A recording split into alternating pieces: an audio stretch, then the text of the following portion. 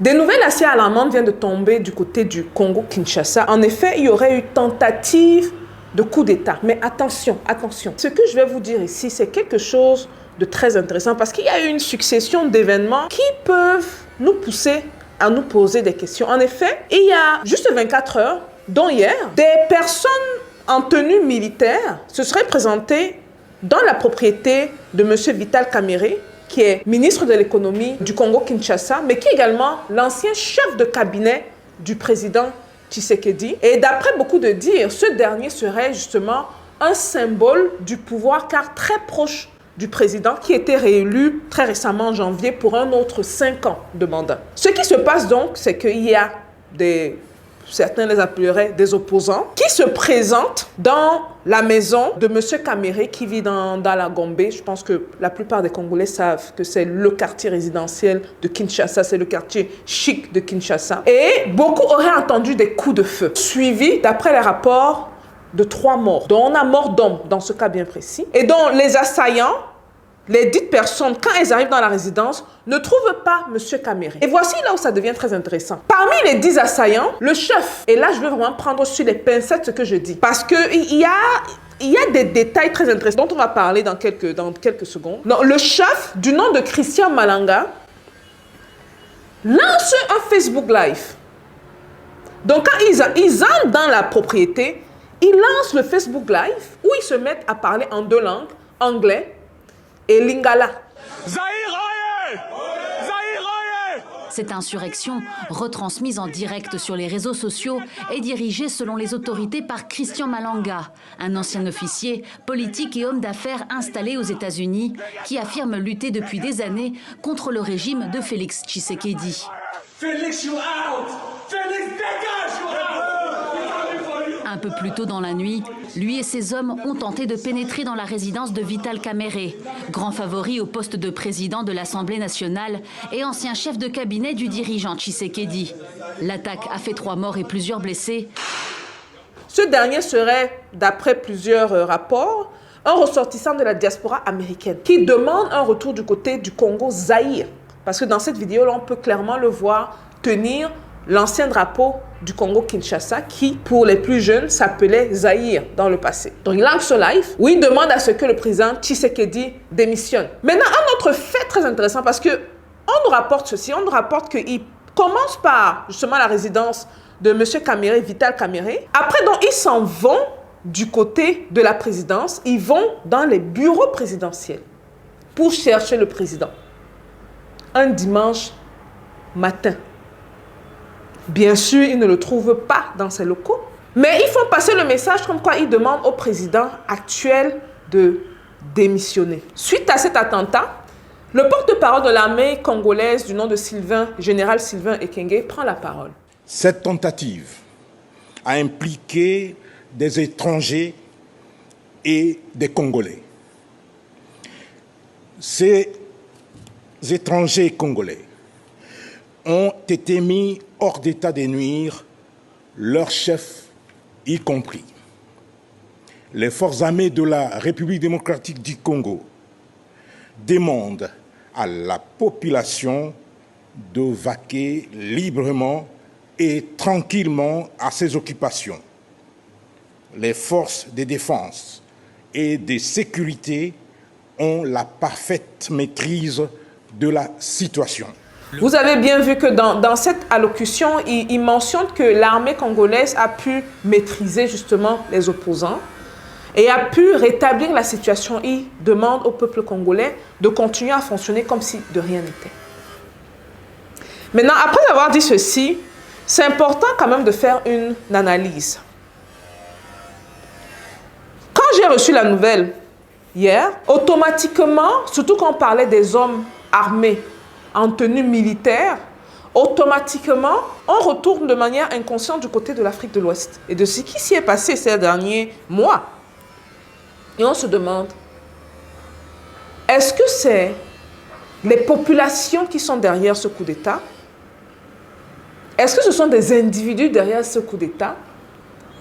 Est-ce que c'est l'Occident derrière ce coup d'État? N'oublions pas les interventions que le président Tshisekedi a eues très récemment sur les plateaux français, où il rappelait de manière ferme que le Congo peut faire affaire avec qui il veut. Vous avez condamné l'invasion de l'Ukraine par la Russie, mais vous revendiquez la liberté de traiter toujours avec la Russie, n'est-ce pas ? Bien sûr, bien sûr. Aujourd'hui, en France, on a condamné Israël pour certains de ses actes à Gaza. Est-ce que ça a empêché la France de garder ses relations avec Israël? Pourquoi est-ce que quand ça arrive aux Africains, on veut les juger? On n'a pas à nous juger. Nous avons le droit d'avoir les amis que nous voulons. Et nous sommes amis à tous ceux qui veulent être nos amis. Bientôt, il y aura à nouveau un forum où les Africains seront conviés avec les Russes. Est-ce que vous irez? Oui, je vais m'y rendre, oui. Ce sera peut-être en juin, je crois. Voilà. Pourquoi maintenir ce lien? Pourquoi est-ce que vous le maintenez, même si tant d'Occidentaux voudraient... Mais parce qu'eux le maintiennent aussi. Les Russes veulent de l'amitié avec l'Afrique et avec la RDC. Pourquoi est-ce qu'on va la leur refuser? Il n'y a pas de raison. La progression de Wagner en Afrique ne vous fait pas peur?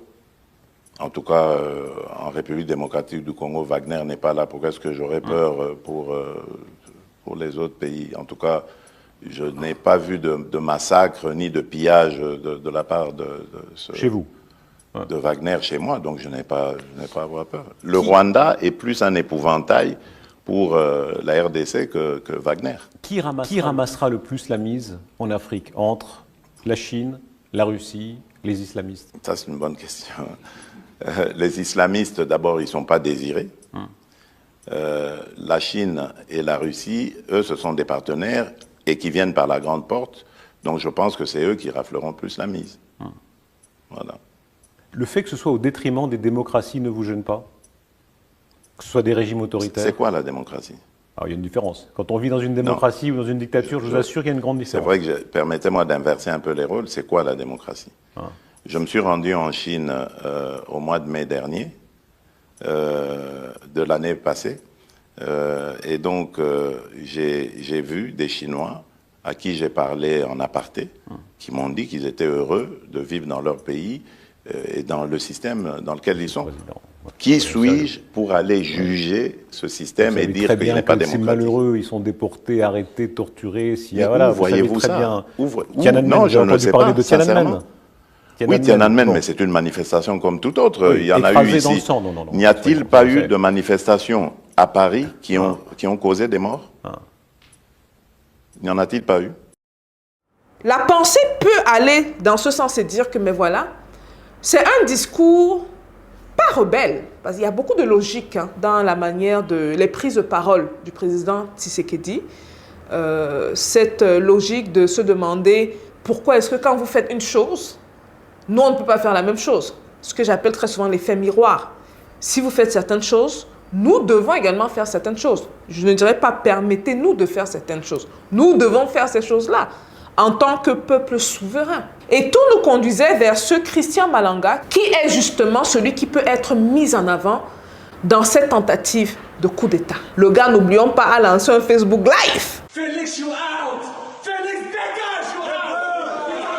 Mais au-delà de ça, vous savez, quand vous voyez quand même l'évolution des choses, moi j'ai même des questions qui n'ont pratiquement rien à voir. J'ai des questions par rapport à la sécurité du président Tshisekedi. Comment est-ce qu'on peut s'introduire aussi facilement à la présidence? Les services secrets congolais n'étaient pas au courant de ça. Comment ça se fait que des individus qui n'ont pas des accès à un lieu hautement placé, parce que hautement surveillé, on peut s'entendre que dans tout pays, si on doit prendre le top 3 des endroits hautement surveillés dans un pays, la présidence rentre dans ce top 3.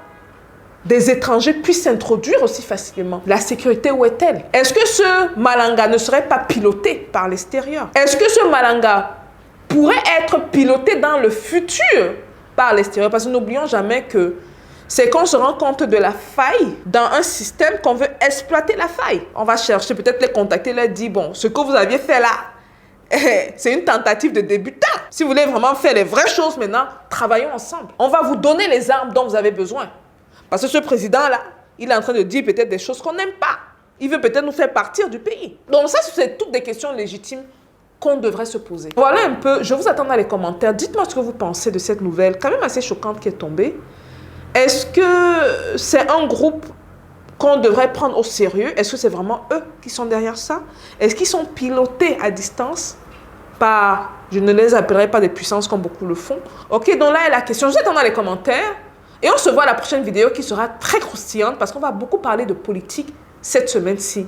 Et à ça, on pourra peut-être rajouter un peu de business dans ce temps. Peace.